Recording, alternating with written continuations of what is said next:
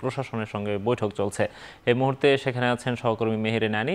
সরাসরি চলে যাচ্ছি তার কাছে। আনি, 3 কলেজ প্রশাসনের সঙ্গে বৈঠকে কি ধরনের সিদ্ধান্ত আসতে যাচ্ছে, কোনো আভাস দিতে পারেন কিনা?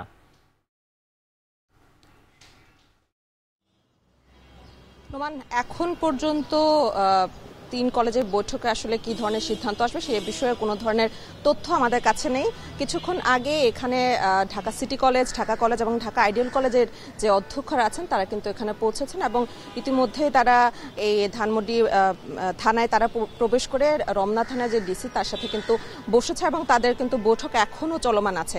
এখানে একটি কনফারেন্সের আয়োজন করেছে এই ধানমন্ডি থানা পুলিশ, যেখানে আসলে বৈঠক শেষে তারা এখানে জানাবেন তারা এই বৈঠকের মাধ্যমে আসলে কি ধরনের সিদ্ধান্ত নিতে পেরেছে এবং পরবর্তীতে আসলে এই যে 3 কলেজের মধ্যে যে কিছুদিন পরপরই যে তুচ্ছ ঘটনাকে কেন্দ্র করে দফায় দফায় সংঘর্ষ হয়, সেই সংঘর্ষ সমাধানে আসলে স্থায়ী সমাধানের যে কথাই কিন্তু তারা এখানে আসলে বৈঠকে বলবেন যে কিভাবে আসলে এই দুদিন পরপর যে সংঘর্ষগুলো হয় সেই সংঘর্ষের স্থায়ী সমাধান করা যায়। তো কিছুক্ষণ আগে এখানে ঢাকা কলেজ, এই 3 কলেজের যে অধ্যক্ষরা আছেন তারা এসে পৌঁছেছে এবং এখান থেকে আসলে আমি যতটুকু জানতে পেরেছি তারা বলছেন যে এই কিছুদিন পরপরই যে 3 কলেজের মধ্যে সংঘর্ষ হতে, সেই সংঘর্ষের কারণে কিন্তু এই ধানমন্ডি এলাকার যে রাস্তাঘাট আছে এখানে কিন্তু দুর্ভোগের সৃষ্টি হয় এবং যে কোনো ধরনের শিক্ষার্থীদের মধ্যে যে দুদিন পরপর সংঘর্ষ হয় সেই সংঘর্ষগুলো কোনো অনাকাঙ্ক্ষিত ঘটনার কারণে হচ্ছে। তো সেই ঘটনাগুলো যেন বারবার না ঘটে সেই কারণে কিন্তু এখানে তারা এই